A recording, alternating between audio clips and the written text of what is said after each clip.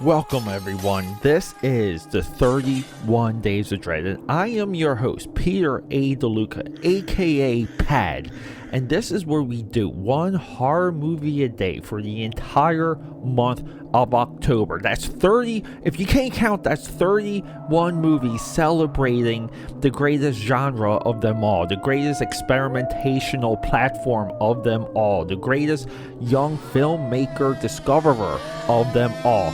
It is horror, 31 days coming at you.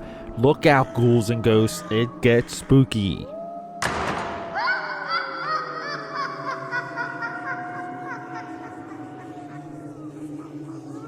Alright everyone, coming out of that intro hot, this is what I call the telethon portion of the podcast. This is where I pitch myself to you for your support. Your support means everything to me because we're fighting, the AKAPAD army is fighting against algorithms everywhere. Algorithms, I ate some cereal earlier today, I dumped it into my bowl and it was full of algorithms. Okay, bad joke. Alright. Sharing this podcast, telling your friends about it, leaving comments, leaving reviews. This is how we grow AKAPAD's audio audacity. Your support there is more valuable than anything other than like a high five in person, because I'd love a high five in person. I'll tell you, AKAPADers, welcome to 31 Days of Dread. Peter A DeLuca here. Day 9 on day 11. That's right, we fell behind. And here's the crazy thing. Today is Columbus Day, so happy Columbus Day. I actually went into the office today to do some work, and then like no one was there, so that was that was a lot of time burned today. But here we are, we're talking the Wicker Man 2006 remake from the 1973 masterpiece. It is the Citizen Kane of horror movies. It really is. Next to The Exorcist, Wicker and The Exorcist are your top two horror movies of all time. Rosemary's Baby comes in maybe at like a number 3. So we get this remake, and we've had like attempts of remaking The Exorcist in the many forms. Demonic possession movies, very prevalent. James Wan, the first few days of the 31 Days of Dread, we touch on a lot of these demonic possession movies. Emphasis on the demon part of that. Rituals, like a Faustus, a blood moon, honoring the ancients so our crops can grow, so we can live in glory and have the fruits of our labors pay off. Because even if you make a sacrifice to a god in these movies and the god rewards you by giving you good crops, you still have to do a lot of work. I mean, you have to harvest these crops. And so we don't get a lot of these movies anymore because, like, here's the funny thing. Because I think even that concept is a bad idea. That people aren't welcoming of it. We saw this in Midsommar.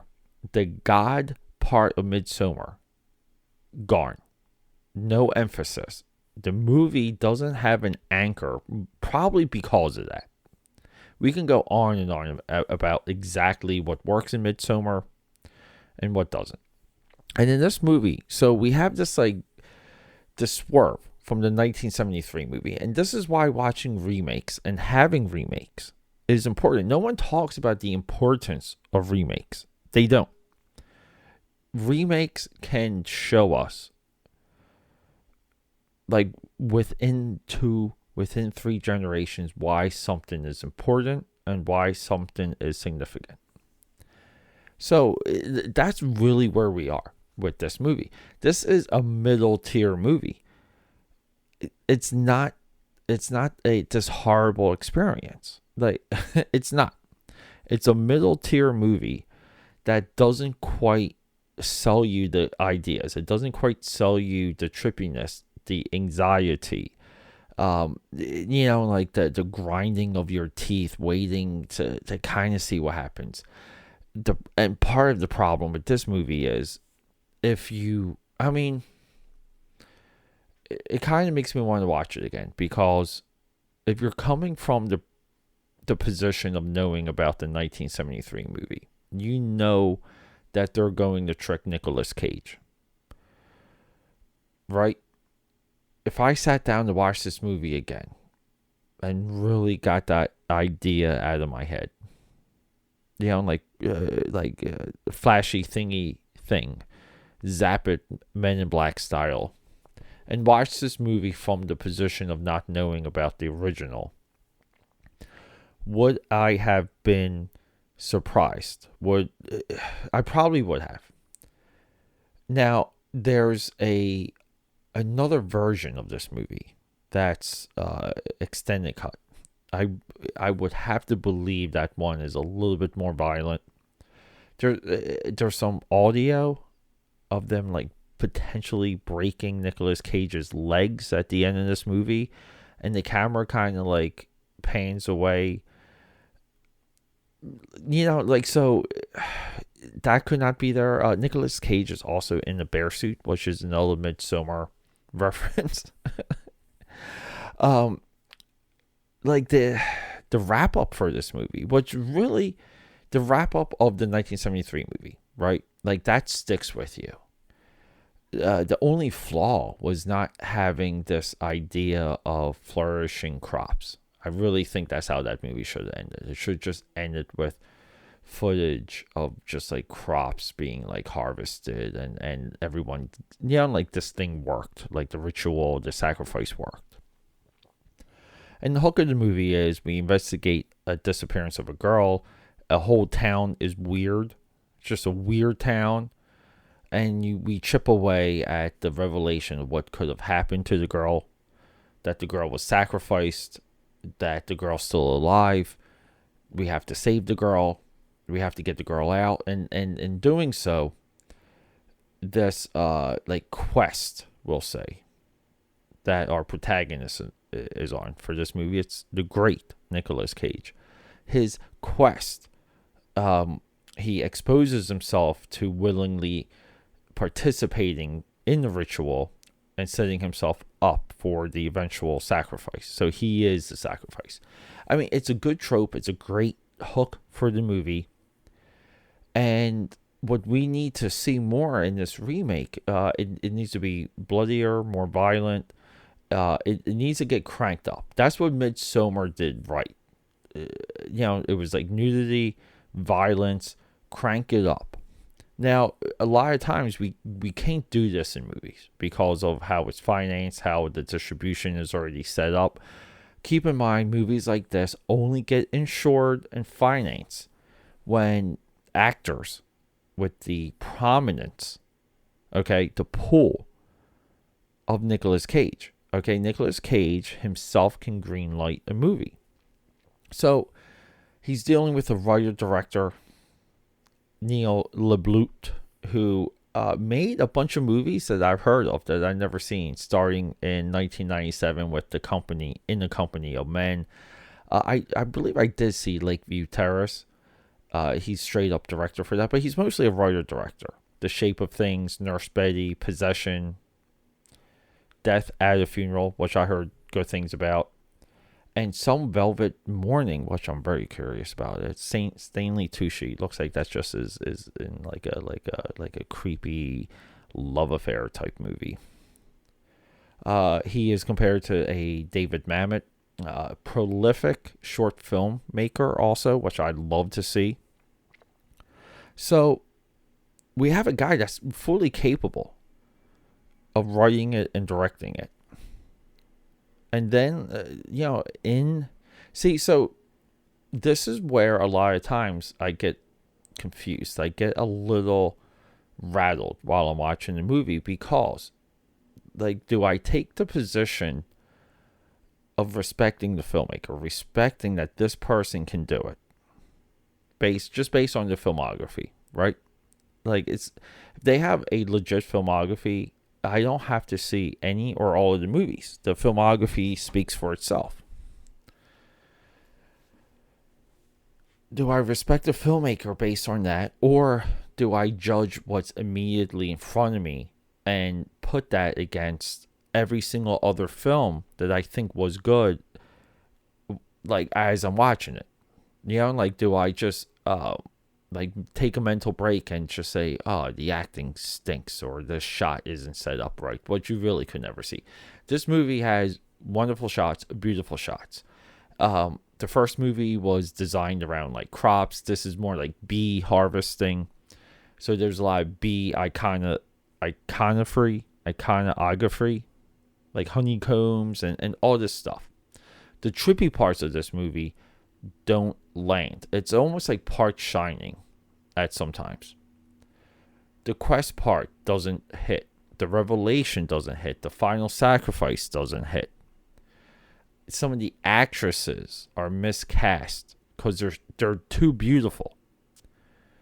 There's maybe not enough men within this village. It does look like that the men are under some type of spell in this movie.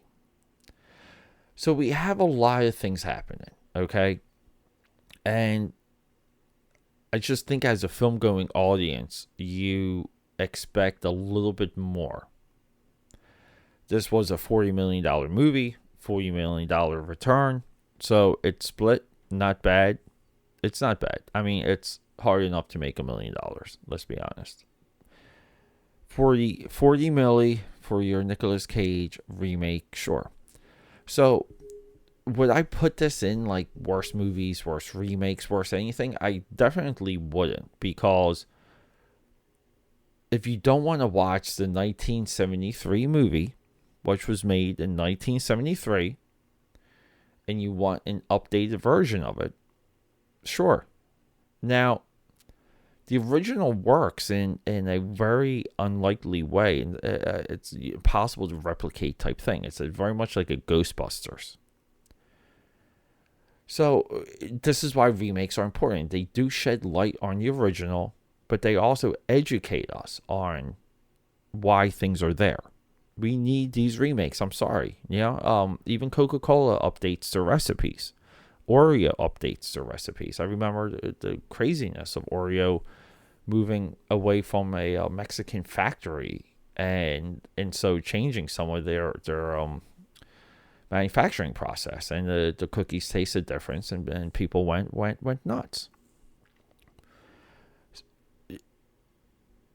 The original Wicker Man is our Oreo. That's why it's important. This Nicolas Cage in this movie would only get made if it wasn't for Nicolas Cage. That's important. It's important that we have like a remake of Psycho, because if we don't want to watch the original, which is old things don't resonate when you try and watch them. I don't know how many times I can say this. People want to watch the Sopranos. Nobody wants to watch Hill Street Blues. They don't. They don't even want to watch NYPD Blue. Think about that. They don't. Nobody wants to watch your old shit. So this movie makes that point. It makes that point when you watch it. Makes a point when you watch them back to back. Now, the previous episode. Now, real quick though, this movie has iconography. It has visual. It has this trippiness. The extended different cut of this movie can maybe deliver some of those things better. Visually, this movie goes for it. And I like that. It really goes for it. I feel like some information is missing, because we see things and we just really don't quite know. And the combination of shots, I'll say, don't build into some of this anxiety very well. See, I'm not saying editing. That's a platitude. I'm giving you a description, a descriptor of where some of these moments could have fallen flat. So anyway, previous episode, I mentioned the Wicker Tree. Now, since then, I tried watching the Wicker Tree, hoping to plug it in today or to plug it into one of the missing Scream slots. And here's the crazy thing, okay? The Wicker Tree potentially is absolutely unwatchable. I went into that believing, based on the strength of The Wicker Man, 1973, that Robin Hardy, our director, was a little bit of a, like a Bobby Fosse, who directed 5 movies that were all incredible. Cabaret, Star 80, all that jazz. He just directed a handful of movies, and each one is a masterpiece. I was hoping for that, but no. I'm going to try and watch it again. If it's worth speaking of, I will. If not, just expect new updates for the Scream episodes. Maybe the new Halloween, which drops this Friday. Halloween Revenge Return. Michael Myers coming from a fire to kill you. I think that's what they call that one. We'll be doing that. But look, everyone, 31 Days of Dread. Next episode will be Frailty, one of my bucket list movies, directed by Bill Paxton, starring the great, the magnificent Matthew McConaughey. Frailty. Let's get ready for it. And to continue this telethon, when we're not talking about high fives, there's other ways to support me. I'm a living professional. I'm a full-time freelancer. Anything you see on this, like here on this podcast, or see my social media, I make everything. It's all made by me. That's a part of my pitch to you. And you can purchase professional services through akapad.com. That's a pipeline to me if you want to send me a message. But also, while you're there, you can sign up for my newsletter. You're going to get deals. You're going to get coupons. You're going to get 2 free trading cards mailed to you free worldwide. And they're 2 Wolfpack trading cards, 2 original characters, for upcoming comic book work. And speaking of comic books, you can go to Etsy, type in Uzi Susie, and that's where you're going to find my mini comic. You can purchase existing issues and pre-order upcoming issues along with bundles if you missed any, like issue 1, 2, or 3 or whatever. There, Uzi Susie is waiting for you. And keep an eye on Indiegogo. A lot of my bigger comic book projects will be available through Indiegogo. All of those updates will be here on this podcast, so if you're a regular listener, I'll let you know. We can rock and roll from there. So everyone, thank you so much, and feel free to reach out to me on social media. AKAPad69, Instagram, and Xbox. That's right, you can play Halo with me. Just straight up AKAPad on Twitter, straight up AKAPad on the Facebook. My business page is there.